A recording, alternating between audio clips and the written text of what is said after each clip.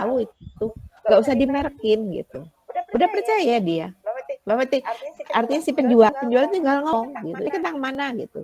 Tanya kan konsumen biasa itu ya, karena ada interaksi. Tapi kalau di supermarket ada no interaction sudah, nggak ada, tinggal lihat ini quantity, ini price gitu aja, ya kan? Ya, mungkin ada tulisan sedikit di situ. Ya. Kita sudah nggak ada komunikasi itu. Anda setuju akad masuk troli, nggak setuju tinggal pilih lagi gitu kan. Ya, nah monopolistik seperti itu.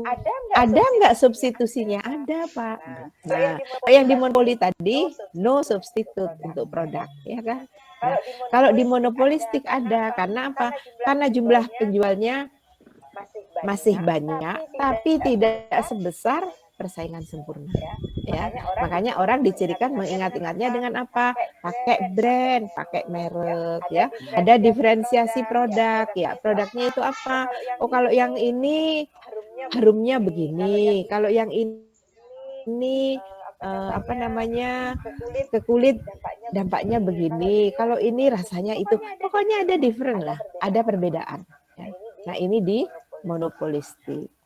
Ya, jadi beda ya. Jadi kalau di tadi yang saya dua aja dulu monopolistik, nanti itu ada temennya ya yang tiga tapi cuma dikenalin aja sementara ini. Nah terus dari yang masih banyak tadi berkurang lagi hanya tinggal beberapa. Nah beberapa itu Bapak bisa hitung apakah pakai dua tangan. Nah, berarti produsen ada 10, kurang tambah 2 kaki ya, jarinya berapa 10 lagi, mungkin di kisaran 20, nggak banyak itu ya. Nah itu adalah ciri dari pasar oligopoli ya. Nah ini berlaku di mana ya? Di industri apa? Misalnya Anda main industri otomotif, industri elektronik, industri apa lagi? Itu baja, steel ya. Silahkan nanti cek sendiri oleh Anda. Ini bentuk pasarnya oligopoli. Nah, yang paling menakutkan apa? Kalau si oligopoli ini kan nanti ya dia bisa dua hal yang dia lakukan, bisa bekerja sama atau dia tidak, bisa kooperatif atau non kooperatif. Kalau non kooperatif satu dengan yang lain bersaing, bertinju dia ya.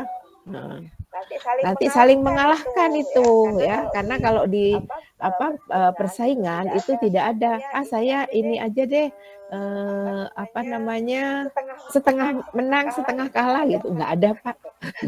Setengah mati ya nggak ada ya. Jadi kalau perang ya sudah saya menang atau saya kalah gitu ya. Nah ini industri, jadi saya mau setengah-setengah nggak ada. Nah nanti diteruskan, makanya di oligo itu apa? Yaitu kita bisa bekerja sama ya. Kalau orang sudah tahu kan ya toh, mau kalau perang itu habis-habisan ya. Pepatah mengatakan kalau itu Anda perang, menang saja jadi arang, kalah Anda jadi abu. Dua-duanya itu apa? Nggak bisa kita pakai kan gitu. Tapi biaya keluar sudah banyak. Ya kalau cuma biaya, modal habis. Ya kalau cuma modal. Kalau perangnya negara, manusianya ya tentara habis ya. Nanti banyak janda, banyak apa namanya anak-anak nggak punya ayah kan gitu. Nah, kasihan nanti banyak orang tua kehilangan putra-putrinya ya. Nah, jadi udahlah pokoknya tidak perang. Kalau masih bisa diambil kesepakatan ya, perundingan atau yang lain ya. Kan masing-masing jangan sama-sama menonjolkan ego. Ya, ego itu bisa mempengaruhi, bahaya ini kalau egonya itu ngeracunin kepada otaknya leader itu misalnya siapa, pemimpin negara dan sebagainya. Wah, yang korban rakyat ya. Nah itu jadi mohon, makanya kita harus mempertimbangkan secara arif dan bijaksana ya. Artinya apa? Kita mau mendengarkan dari banyak faktor ya. Jadi leader itu nggak asal-asalan gitu ya. Jadi harus banyak faktor. Ya Anda juga begitu. Kalau nanti duduk di pimpinan perusahaan ya, kita nggak diajarin yang lain-lain ya, tapi kita punya teori manajemen strategik. Gimana caranya? Orang mau memenangkan pertandingan, dia harus punya CA. CA itu apa? apa? Competitive advantage. Dari mana kita punya si E? Nah, karena dia akan ngecek dirinya kan gitu ya Bapak dan Ibu. Tahu nggak? Makanya di situ ada teori-teorinya, ada SWOT analysis, ada TOW analysis ya. Sama. Ya SWOT itu berangkat dari strength, kemudian strength itu kekuatan dari company, kekuatan perusahaan kita, terus weakness. Weakness-nya apa?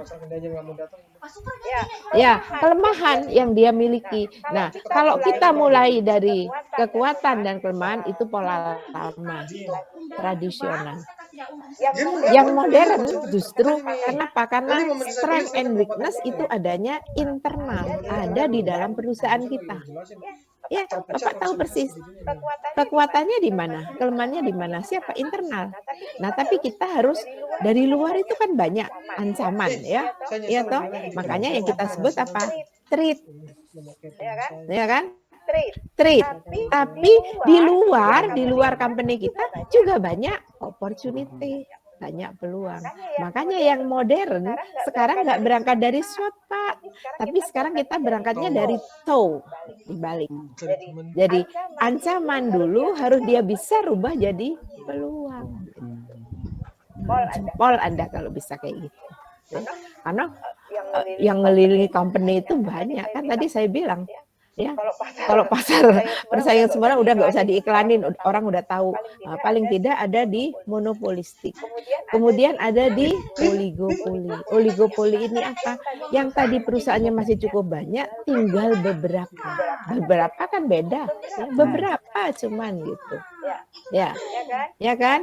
Nah, yang beberapa inilah kita harus lihat, jangan hanya melihat dirinya, saya kuat di sini, saya lemah, enggak. Sekarang kita balik putar, kita lihat orang ngancam kita apa. Orang itu artinya kompetitor Anda, pesaing gitu. Perusahaan ini udah siap-siap loh mau nerekam kita ya kan. Di pasar bisa berlaku apa? Hukum rimba. Yang kuat bisa terkam yang lemah kan gitu ya. Negara kalau nggak diatur akan seperti itu juga. Iya Pak ya. Kalau dia yang kuat sombong Pak. Kenapa Amerika berani mengatakan saya ini polisi dunia kata dia. Benar nggak? Benar kan?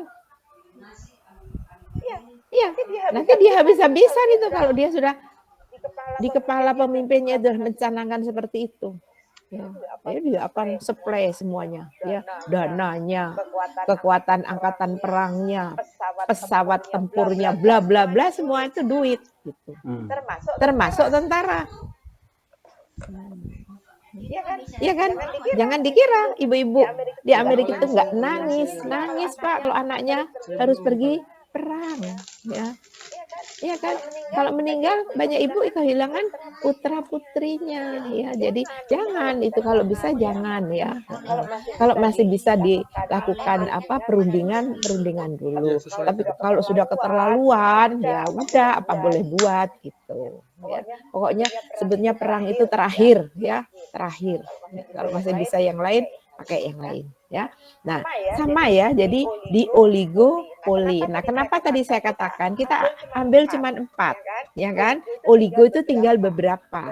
Dalam teorinya yang asli ya, dari beberapa itu kan bisa dengan 2 tangan saya, jarinya 10 atau tambah kaki, jarinya jadi 20, tangan dan kaki.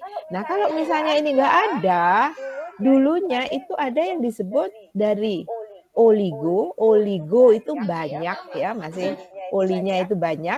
Nah, tinggal duo gitu. Duo itu apa?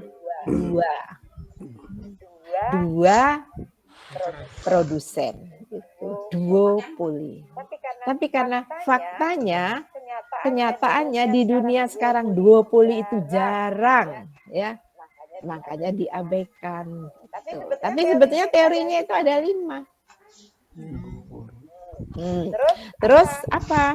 Duopoli udah jarang ya. Coba aja nanti baca ya. Itu kenapa ada duopoli? Ya memang aslinya teori itu seperti itu. Ya. Jadi kalau dia 2, maka si produsen atau penjual ini akan berbagi. Pasar dia bagi aja, kamu 50%, saya 50%, gitu kan. Idealnya seperti itu.